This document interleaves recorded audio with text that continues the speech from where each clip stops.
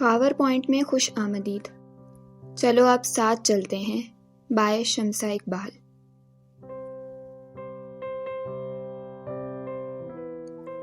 قسط نمبر 5.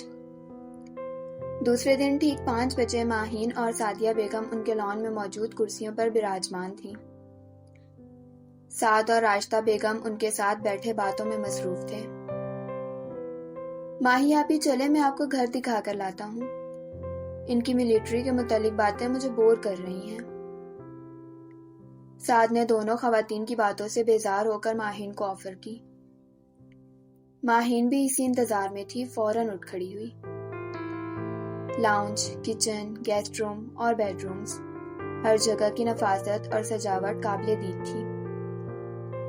اوپر والے پورشن میں اپنا کمرہ دکھانے کے بعد آخری بیڈ روم کے سامنے رک کر سعد نے دستک دینے کو ہاتھ اٹھایا، مگر پھر رک گیا. کیا ہوا؟ ماہین نے اس سے پوچھا.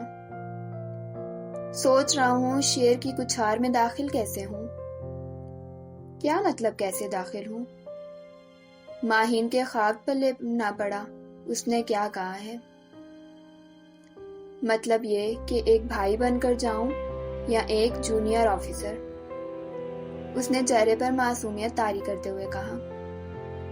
ماہین اس کا دکھ بھرا انداز دیکھ کر مسکرائے بنا نہ رہ سکی. اسے ہادی پر غصہ بھی آ رہا تھا جو سعد سے اس قدر سختی برتتا تھا، حالانکہ سعد صرف ڈرنے کی اداکاری کر رہا تھا. چلو رہنے دو اپنے بھائی کو، مجھے ٹیرس دیکھنا ہے. ماہین نے اس کی مشکل دور کر دی. چلیں پھر ٹیرس پر چلتے ہیں. میرے اور بھائی کے کمرے کے ساتھ جو ٹیرس ہے وہاں. شام کو وہاں بیٹھنا مجھے بہت پسند ہے. سعد اسی لیے ٹیرس پر آ گیا. تم ہمیشہ اپنے بھائی کے کمرے میں جانے سے پہلے ایسے ہی ڈرتے ہو کیا؟ ریلنگ سے ٹیک لگا کر کھڑے ہوتے ہوئے ماہین نے اس سے پوچھا. ارے نہیں بھلا، میں کیوں ہمیشہ ڈرتا ہوں؟ ہاں بس جب وہ کمرے میں ہوتے ہیں تب جانے سے ڈرتا ہوں. ماہین کا کہکہا بے ساختہ تھا. وہ اب ریلنگ سے نیچے جھانک رہی تھی. شکر ہے حیدر بھائی ایسے نہیں ہیں، ماہین نے مسکراتے ہوئے کہا. حیدر بھائی ہے کہاں؟ اس دن پارٹی کے بعد نظر نہیں آئے. نہ ہی ان دونوں نے اب تک مجھ سے اس دن کا بدلہ لیا ہے. یہ خاموشی ضرور کسی طوفان کی آمد کا پتہ دیتی ہے. مجھے ان دونوں سے ہوشیار رہنا پڑے گا. سعد سر پر ہاتھ پھیرتے ہوئے بولا.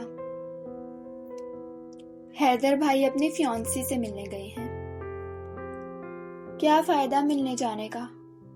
کم سے کم حیدر اور ہادی بھائی سے میں کسی لڑکی سے اچھی اور یادگار ملاقات کی امید نہیں رکھ سکتا.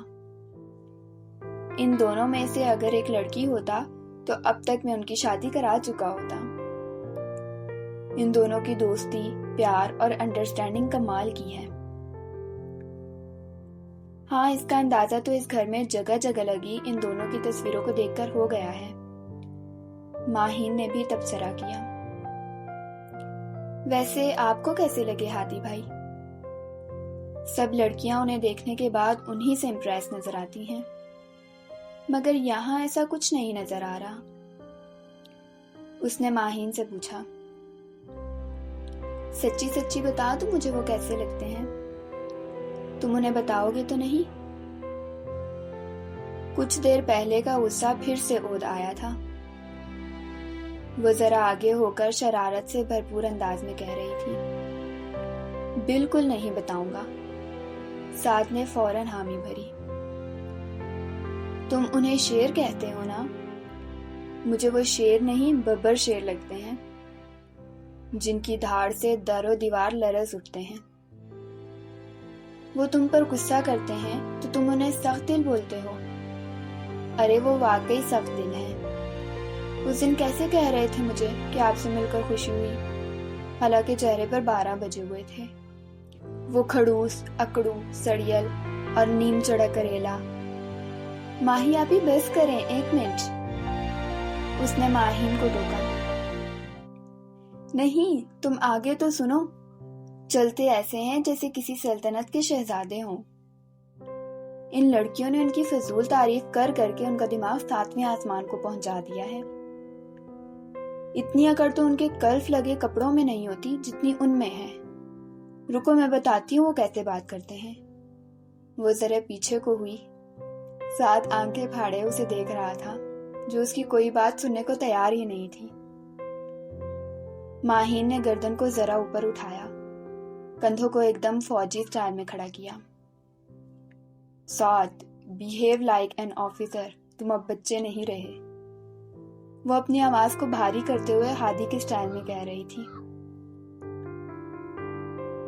کھانا 10 بجے کھانا تھا سعد، تم لیٹ ہو۔ سعد ہنسی سے لوٹ پوٹ ہو رہا تھا۔ اور اپنی بیوی سے بات ایسے کیا کریں گے؟ وہ ٹیرس کے وسط میں کھڑی ہو کر سعد کو بتانے لگی۔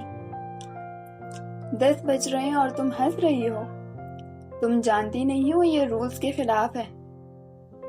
جاؤ باہر لان کے 10 چکر کاٹ کر آؤ۔